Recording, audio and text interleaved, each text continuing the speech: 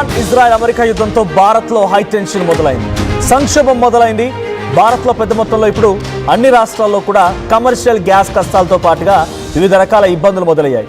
Crude ఆయిల్కి సంబంధించి కొంత సమస్య ఎదురయ్యే అవకాశం కనబడుతోంది ఫర్దర్గా. దీంతో పాటుగా కమర్షియల్ గ్యాస్ కష్టాలు అయితే ఆల్రెడీ మొదలైపోయాయి. హైదరాబాద్లో హాస్టల్స్ మూతపడిపోయే అవకాశం కనబడుతోంది.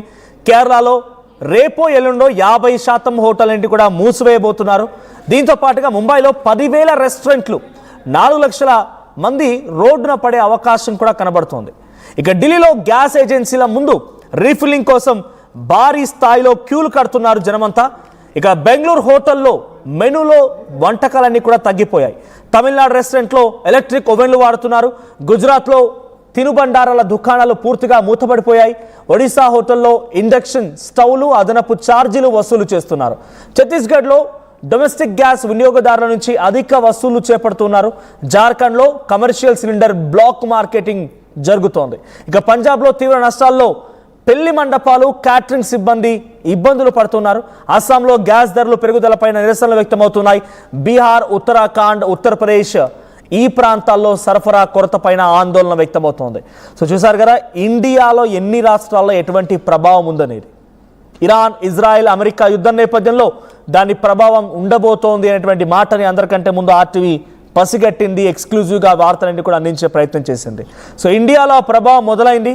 సో పక్క రాష్ట్రాల్లో ఎటువంటి ఇబ్బందికర పరిస్థితులు ఏమని చెప్పే ప్రయత్నం చేశాం. దాంతోపాటుగా తెలుగు రాష్ట్రాల్లో కేవలం తెలంగాణలో మాత్రమే 4 లక్షల పైచిలకు మంది అందరూ కూడా రోడ్డున పడబోతున్నారు. స్విగ్గీ, జొమాటో, ఇతరత్ర ఫుడ్ డెలివరీ యాప్ ఆధారిత ఉద్యోగులందరూ కూడా ఇప్పుడు రోడ్డున పడబోతున్నారు. బికాస్ రెస్టారెంట్లు డెలివరీలు ఆపేయబోతున్నాయి. తినేటువంటి వంటకాల్లో మెనూలు తగ్గించబోతున్నాయి. హాస్టల్స్లో ఉండి ఉద్యోగాలు చేసేవారు హాస్టల్స్లో నుంచి వెనక్కి వెళ్ళిపోవాల్సిన పరిస్థితి వచ్చింది. బికాస్ హాస్టల్స్లో గ్యాస్ అవైలబిలిటీ లేక అక్కడ ఫుడ్ మెనూని తగ్గించడం, ఇంకొంత ఎక్కువ అయితే కనుక ఏకంగా హాస్టల్స్ని మూసివేయడం.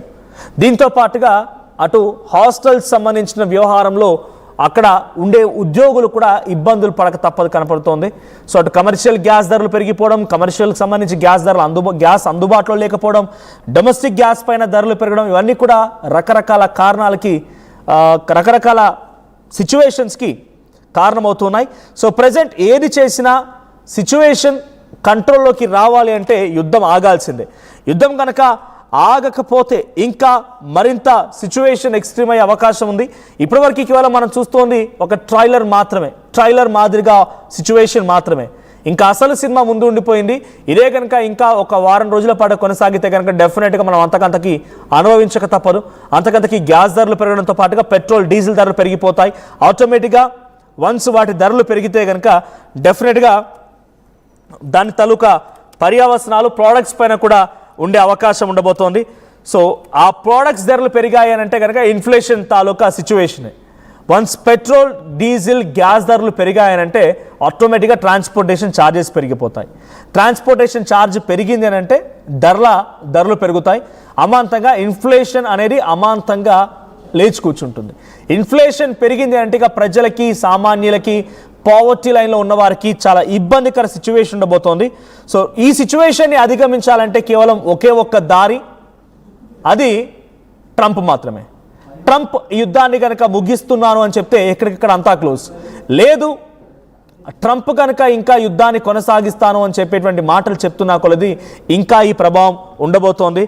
సో ఈ సిచ్యువేషన్లో ఏం జరుగుద్దో కొంచెం ఇబ్బందికరమనే చెప్పాల్సిన అవసరం అయితే ఉంటుంది.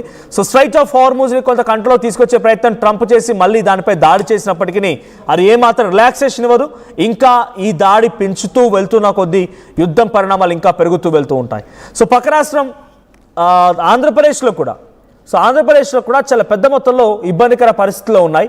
ఆంధ్రప్రదేశ్లో కూడా అక్కడ కూడా గ్యాస్ కొరత ఏర్పడడంతో పలు జిల్లాల్లో ఇప్పటికే గ్యాస్ ధరలు పెరిగిపోయి గ్యాస్ అందుబాటులో లేకపోవడంతో హోటళ్ళు ఆల్రెడీ క్లోజ్ అయిపోయాయి. టిఫిన్ సెంటర్లు ఉదయం లేచిన తర్వాత ఆఫీసులకి లేకపోతే అటు వ్యాపార రీత్యా చిన్న వ్యాపారాలకి ఉద్యోగాలు వెళ్ళేవారంతా కూడా మార్నింగ్ లేచిన తర్వాత టిఫిన్కి వెళ్తూ ఉంటారు. బేసిక్గా ఎర్లీ మార్నింగ్ వెళ్ళేవారంతా కూడా ఆ టిఫిన్ సెంటర్లన్నీ మూతపడ్డాయి.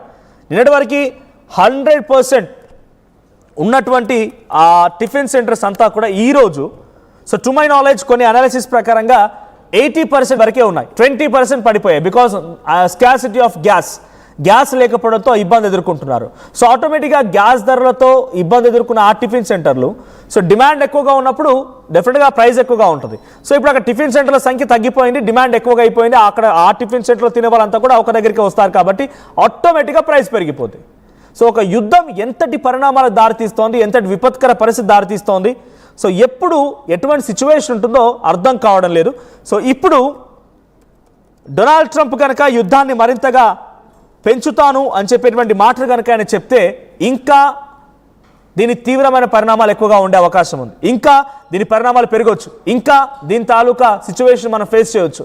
ఆల్రెడీ హైదరాబాద్లో హాస్టల్ మూసివేత అనేటువంటి ఆ వార్త మీకు కొంత ఇబ్బంది కలిగించినా, కొంత ఎక్కువగా చెప్తున్నాం ఎగ్జాగరేషన్ అనిపించినా కూడా యాజ్ ఆఫ్ నౌ ఆ సిచ్యువేషన్స్ ఉన్నాయి. హాస్టల్ల మూసివేత గురించి చాలా క్లియర్గా హాస్టల్స్ అసోసియేషన్సే అఫీషియల్ అనౌన్స్మెంట్స్ చేస్తూ ఉన్నాయి. సో తెలంగాణలో సిచ్యువేషన్ ఇలా ఉంటే ఇంకా ఎక్కువగా దీనిపై ఆధారపడేటువంటి ఇండస్ట్రీస్, ఫ్యాక్టరీస్, లేకపోతే ఎక్కువగా దీని డీజిల్, ఆయిల్, పెట్రోల్స్ లాంటి ఉపయోగించినటువంటి ఫ్యాక్టరీస్ సంబంధించి ఇంకా వాటి పరిస్థితి ఏంటో అర్థం చేసుకోవచ్చు. మా ప్రతినిధి శిల్ప ఉన్నారు సిద్ధంగా. శిల్ప, సిచ్యువేషన్ ఎలా ఉంది ప్రజెంట్? వివిధ రాష్ట్రాల్లో, కేరళలో, ఉత్తరప్రదేశ్లో, బీహార్లో, ఒడిశాలో, ఢిల్లీలో సిచ్యువేషన్ కొంత ఎక్స్ట్రీమ్గా మారిపోయింది. మరి ముఖ్యంగా హోటల్స్ పూర్తిగా మూసివేయాల్సిన పరిస్థితి వచ్చింది. హోటల్స్ మూసివేయడంతో గిగ్ వర్కర్లు అంతా రోడ్డున పడబోతున్నారు. సో గిగ్ వర్కర్ల రియాక్షన్ ఏంటి? యాజ్ ఆఫ్ నౌ దాని ప్రభావం తెలంగాణ రాష్ట్రంలో గిగ్ వర్కర్లపై ఏ రకంగా పడుతుంది? రైట్, యుద్ధం కారణంగా ఏర్పడినటువంటి సంక్షోభం అటు ముంబైలో కావచ్చు, చెన్నై, తమిళనాడులో ఏర్పడినటువంటి పరిస్థితి ఏదైతే ఉందో అది కూడా హైదరాబాద్ లో ఏర్పడింది. ఎక్కడికక్కడ హోటల్స్ తో పాటు హాస్టల్స్ మొత్తం కూడా మూతపడ్డాయి. ఇంకోవైపు గిగ్ వర్కర్స్ పైన దీని ఎఫెక్ట్ అనేది ఖచ్చితంగా పడ్డది. ఎక్కడ కూడా ఆర్డర్స్ అనేవి అసలు ఫుడ్ చేయడానికి అక్కడ గ్యాస్ నిల్వలు అనేవి ఎక్కడికక్కడ వస్తుంది. ఎందుకంటే ఇండెక్స్ నుంచి దాదాపు 24 hours అవుతుంది కమర్షియల్ గ్యాస్ సిలిండర్స్ ఆపేసి.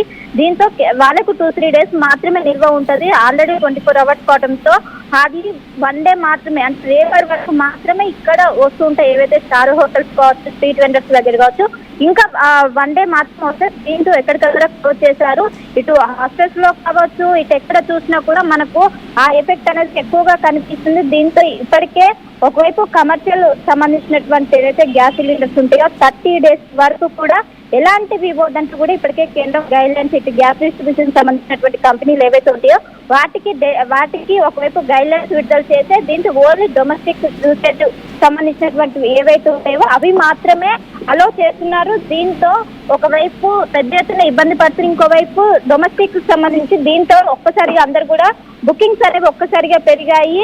ఇంకోవైపు దీని ఎఫెక్ట్ అనేది ఖచ్చితంగా 30 రోజుల వరకు పెట్టడంతో దాదాపు పెట్టి 24 hours మాత్రమే అవుతుంది. అప్పటికే ఎక్కడికక్కడ మూత పడ్డాయి. దీని ఎఫెక్ట్ అనేది ఇటు దేశవ్యాప్తంగా కూడా కనిపిస్తుంది. ఇంకోవైపు గిగ్ వర్కర్స్ ఎందుకంటే అదే పనితోని వాళ్ళు చేస్తుంటారు, దానిపైన జీవనాధారంగా కొనసాగిస్తూ ఉంటారు.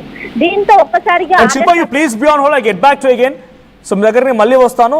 హాస్టల్ రియాక్షన్స్, హోటల్ కానివ్వండి, హాస్టల్స్ అధికారుల రియాక్షన్స్, హాస్టల్ని మెయింటైన్ చేసే యాజమాన్యాల రియాక్షన్స్ ఇవన్నీ వస్తూ ఉన్నాయి. ఒకసారి ఆ నిర్వాహకులు వాళ్ళు మాట్లాడుతున్నారు, వాళ్ళు ఏం మాట్లాడుతున్నారో చూద్దాం. ప్రజెంట్ అయితే సిచ్యువేషన్ అయితే చాలా వర్స్గా ఉందనే చెప్పాలండి. యాక్చువల్గా ఇప్పుడు ఉన్న హోటల్లో మా గెస్ట్లకు కూడా మేము మార్నింగ్ బ్రేక్ఫాస్ట్ కూడా ఇవ్వలేకపోయాము ఈ గ్యాస్కు కొరత వల్ల. ఆఫ్టర్నూన్ లంచ్, డిన్నర్ కూడా మేము క్లోజ్ చేసుకున్నాము. యాక్చువల్గా మాది బఫెట్ ఉంటుంది, ఆ బఫెట్ కూడా క్లోజ్ చేసుకుని మినిమం మెనూతో ఈ 2 days నడపాలని చెప్పి మా మేనేజ్మెంట్ నిర్ణయించింది. దానివల్ల ఇప్పుడు మాకు ఓన్లీ 2 daysకి సంబంధించిన గ్యాస్ మాత్రమే ఉంది.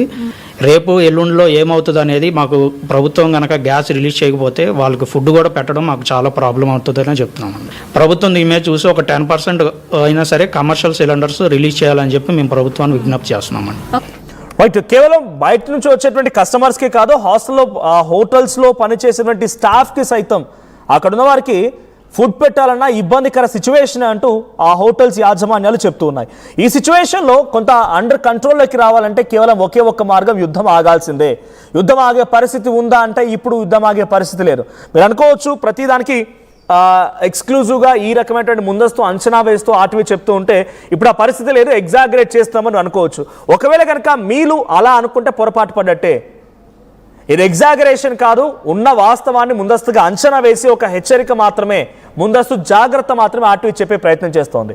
హాస్టల్స్లో గ్యాస్ సరిపడ అందుబాటులో లేకపోతే డెఫినెట్గా హాస్టల్ వాళ్ళు కుక్ చేయలేరు, హోటల్స్ వాళ్ళు అనుకున్న స్థాయిలో అందించలేరు. రానున్న కాలం మొత్తం కూడా పెళ్లి